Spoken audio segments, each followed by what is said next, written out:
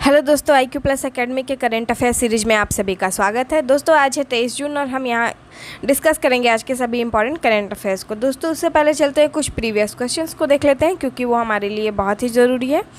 सबसे पहला प्रश्न है 20 जून 2022 को प्रधानमंत्री नरेंद्र मोदी ने किस शहर में 33,000 करोड़ रुपए की नई परियोजनाओं का उद्घाटन किया है। अगला प्रश्न है भारतीय तटरक्षक बल किस शहर में एक उन्नत हेलीकॉप्टर मार्क 3 विमान के साथ 840 स्क्वाड्रन नामक एक नया वायु स्क्वाड्रन शामिल किया गया है। दोस्तों तीसरा प्रश्न है FIH महिला हॉकी विश्व कप 2022 के लिए निम्न में से किस महिला को गोलकीपर खिलाड़ी को विश्व कप टीम का कप्तान चुना गया है। दोस्तों आप फटाफट इसके आंसर हमें कमेंट बॉक्स में बताइए और वीडियो के एंड में आपके इसके आंसर्स मिल जाएंगे। साथ ही अगर आपको इसका PDF चाहिए तो आप हमारे टेलीग्राम चैनल से इसे डाउनलोड कर सकते हैं।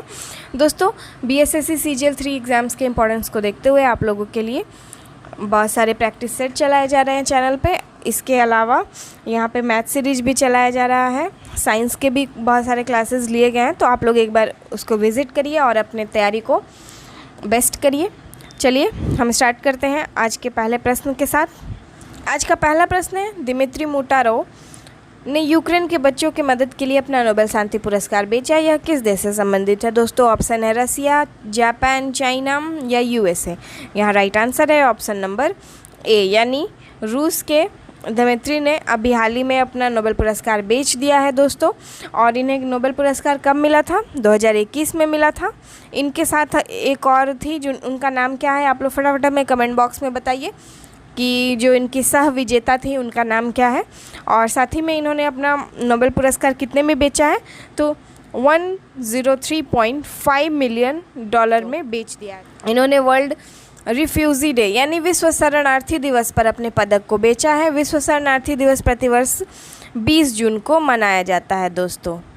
तो इन्होंने अपना पुरस्कार बेच दिया ताकि वे यूक्रेन के बच्चों की मदद कर पाएँ। और साथ ही हम देखेंगे कि इन्होंने अभिव्यक्ति की स्वतंत्रता सबसे इम्पॉर्टेंट होता है किसी भी लोकतंत्र के लिए, इसी की रक्षा के प्रयासों के लिए इन्हें नोबेल शांति पुरस्कार दिया गया था।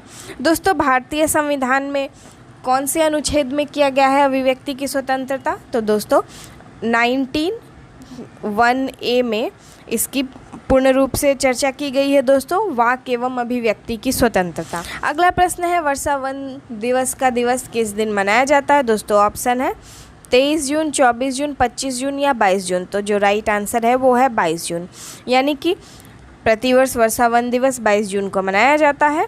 और यह क्यों मनाया जाता है? तो वर्षा वन को संरक्षित रखने के लिए मनाया जाता है दोस्तों। और इसको पहली बार किसके द्वारा मनाया गया था? तो ये रेन फॉरेस्ट पार्टनरशिप के द्वारा सबसे पहली बार मनाया गया था। इस वर्ष का थीम है द टाइम इज़ नाउ और सबसे पहले इसे 22 जून 2017 को मनाया गया था। दुनिया के महत्वपूर्ण वर्षावनों में अमेजन वर्षावन, कॉन्गो वर्षावन, सुंदरलैंड, अटलांटिक वन और पश्चिम अफ्रीका के गिनिया वन शामिल है दोस्तों। इसके साथ ही हम देखेंगे कि वर्षावन पूरे पृथ्वी के सतह का 6% कवर करते हैं। और इसके अलावा इनमें 750 से अधिक पेड़ों की प्रजातियां पाई जाती हैं और पक्षियों की प्रजातियां कितनी पाई जाती हैं? तो 400 से अधिक। इसके अलावा 150 से अधिक प्रजातियां तितलियों की पाई जाती हैं वर्षावनों में दोस्तों। आइए अब हम लोग अगले प्रश्न को देखेंगे। हमारा अगला प्रश्न है कौन सा हवाई अड्डा पूरी तरह से पनबिजली और सौर ऊर्जा पर चलने वाला पहला हवाई अड्डा बन गया है। ऑप्शन है राजीव गांधी अंतर्राष्ट्रीय हवाई अड्डा, CSM अंतर्राष्ट्रीय हवाई अड्डा, दिल्ली इंदिरा गांधी अंतर्राष्ट्रीय हवाई अड्डा, कैंपेगोंडा अंतर्राष्ट्रीय हवाई अड्डा, बेंगलुरु। तो दोस्तों जो इसका राइट आंसर है वो है ऑप्शन नंबर C यानी कि दिल्ली का इंदिरा गांधी अंतर्राष्ट्रीय हवाई अड्डा पूरी तरह से पनबिजली और सौर ऊर्जा पर चलने वाला बन गया है दोस्तों। 1 जून को ही यह हो गया था। इंदिरा गांधी हवाई अड्डा भारत का ऐसा पहला हवाई अड्डा बन गया है जो कि अपनी सभी ऊर्जा की ज़रूरतों को हरित ऊर्जा से पूरा करता है और यह 6% सौर ऊर्जा से पूरा करता है और साथ ही 94% जो भी ज़रूरत होती है उसको जल विद्युत संयंत्रों से पूरा करता है। इसके अलावा हम देखेंगे कि जो अक्षय ऊर्जा होता है उसका उपयोग करके प्रति वर्ष 2 लाख टन कार्बन डाइऑक्साइड ऊर्जा उत्सर्जन को कम करने में हेल्प मिलेगा दोस्तों। इसके साथ ही इंदिरा गांधी अंतर्राष्ट्रीय हवाई अड्डा 2030 तक नेट कार्बन जीरो इमिशन का लक्ष्य रखा है इसने। दिल्ली हवाई अड्डा को 2020 में एशियाई हवाई अड्डा कार्बन प्रत्यायन कार्यक्रम के तहत स्तर 4+ यानी 4+ ग्रेड के अंडर रखा गया था दोस्तों। और इसके साथ ही सबसे पहला हवाई अड्डा कौन सा है जो पूरी तरह से सौर ऊर्जा पे चलता है? तो कोचीन हवाई अड्डा है दोस्तों। चलिए अब हम देखते हैं अपने अगले प्रश्न को। हमारा आज का अगला प्रश्न है, निम्नलिखित में से किसके सहयोग से military college of telecommunication engineering Mhow में भारतीय 5G टेस्ट बेड स्थापित किया जाएगा? ऑप्शन है भारतीय प्रौद्योगिकी संस्थान मद्रास, IIT दिल्ली, IIT जोधपुर या IIT चंडीगढ़। तो जो राइट आंसर है वो है IIT मद्रास। और इसके हेल्प से महू में 5G बेड स्थापित किया जा रहा है दोस्तों। इसके साथ ही हम देखेंगे कि इसको करने का मेन मोटो क्या है। तो आत्मनिर्भरता को प्राप्त करना इसका मेन मोटो है। जो भी भारतीय सेना का स्वदेशीकरण है उसके प्रयासों में तेज़ी लाना है और सेना के तीनों अंगों की परीक्षण में सुविधा प्रदान करना ही इसका मेन मोटो है। इसके अलावा हम देखेंगे कि military college of telecommunication engineering और भारतीय प्रौद्योगिकी संस्थान मद्रास के बीच इसके लिए समझौते ज्ञापन पर हस्ताक्षर हुआ है। आइए दोस्तों देखते हैं अगले प्रश्न को। अगला प्रश्न है, निम्नलिखित में से Gautam Adani the man who changed India नामक पुस्तक किसने लिखा है? ऑप्शन है राम बहादुर राय, RN भास्कर, विनोद कपारी, सुनीता द्विवेदी। तो दोस्तों जो राइट आंसर है वो है RN भास्कर, यानी RN भास्कर के द्वारा गौतम अडानी के लिए एक पुस्तक लिखी गई है दोस्तों। देखेंगे इनके द्वारा जो ये पुस्तक लिखी गई है, पहली बार दुनिया में सबसे धनी व्यक्तियों में से एक गौतम अडानी के अज्ञात पहलुओं को सामने लाने के लिए लिखा गया है। आइए आगे देखते हैं अगले प्रश्न को। अगला प्रश्न है, हाल ही में संयुक्त राष्ट्र में भारत के अगले स्थायी प्रतिनिधि के रूप में किसे चुना गया है? ऑप्शन है इंद्रमणि पांडे, अनुपम रे, रुचिका कंबोज या TS त्रिमूर्ति। तो दोस्तों हम सभी को पता है कि TS त्रिमूर्ति तो इससे पहले हुआ करते थे, लेकिन अभी इनका जगह कौन ले रही हैं? तो रुचिका कंबोज ले रही हैं। तो इस तरह से राइट आंसर हो जाएगा ऑप्शन नंबर C। और ये अभी कहाँ की राजदूत के रूप में काम कर रही हैं? तो ये भूटान में काम कर रही हैं दोस्तों। चलिए देखेंगे अब अगले प्रश्न को। हमारा आज का अगला प्रश्न है, हाल ही में यूरोपीय अंतरिक्ष एजेंसी एरियन स्पेस भारत और किस देश के दूर संचार उपग्रहों को भू स्थिर कक्षा में स्थापित करेगी? दोस्तों ऑप्शन है रसिया, इंडोनेशिया, मलेशिया या अमेरिका। तो यहाँ राइट आंसर है ऑप्शन नंबर C, यानी कि मलेशिया, यूरोपीय अंतरिक्ष एजेंसी, भारत, तीनों मिलकर टेलीकम्युनिकेशन उपग्रह को भू स्थिर कक्षा में स्थापित करेगी। इसका वेट कितना है? 10,000 किलोग्राम है दोस्तों। और साथ ही इसे फ्रेंच गुआना में कोउरो अंतरिक्ष केंद्र से एरियन 5 रॉकेट के हेल्प से प्रक्षेपित किया जाएगा। आइए आगे देखते हैं। हम देखेंगे मलेशिया के मैप को। दोस्तों देखिए ये दोनों ऐसे जो पार्ट में बटा हुआ है, लेकिन ये दोनों मलेशिया ही हैं। कुआलालंपुर इसकी राजधानी है जो कि यहाँ पर स्थित है दोस्तों। साउथ चाइना सी है जो कि चाइना हमेशा कहते रहता है कि इसी का है ये।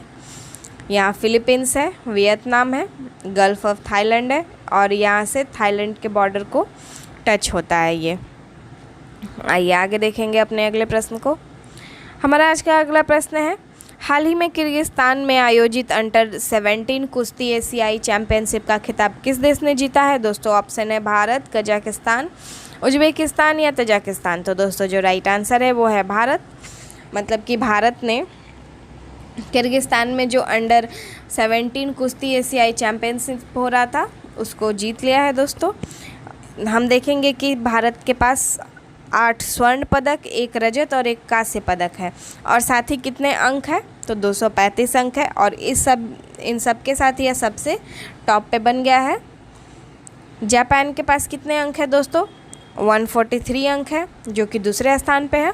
और साथ ही मंगोलिया के पास 138 अंक है जो कि 3rd स्थान पे है। आगे हम देखेंगे अगला प्रश्न है, हाल ही में नेफ्ताली बेनेट और सार्वजनिक सुरक्षा मंत्री ओमर बारलेव ने घरेलू सुरक्षा को बढ़ावा देने के लिए कथित नेशनल गार्ड बल के निर्माण की घोषणा की। नेफ्ताली बेनेट किस देश के प्रधानमंत्री है? दोस्तों ऑप्शन है जापान, इजराइल, जर्मनी या फ्रांस। तो यहाँ राइट आंसर है ऑप्शन नंबर B। हम सभी को पता है कि नेफ्ताली बेनेट कहाँ के प्रधानमंत्री हैं दोस्तों? तो वे इज़राइल के प्रधानमंत्री हैं। हम देखेंगे कि इज़राइल में फिर से जो राजनीतिक संकट होता है वो आ गया है, यानी कि 3.5 वर्ष में यह 5वीं बार होगा कि यहाँ पे सरकार की चुनाव होगी दोस्तों। इसके साथ ही हम देखेंगे कि बेंजामिन नेतन्याहू को प्रधानमंत्री की गद्दी से हटाकर ये बैठे थे और अब देखा जा रहा है कि अब इनका भी जाना तय हो चुका है। देखते हैं आने वाले समय में क्या होता है, लेकिन कुछ दिनों के लिए यहाँ के विदेश मंत्री यानी याइर लापिद प्रधानमंत्री की कुर्सी को संभालेंगे। अब हम देखेंगे अपने अगले प्रश्न को। अगला प्रश्न है, चीन ने हाल ही में उत्तर पश्चिमी चीन के जियुक्वान उपग्रह प्रक्षेपण केंद्र से एक नया उपग्रह अंतरिक्ष में भेजा है। इस उपग्रह परीक्षण का नाम निम्नलिखित में से क्या है?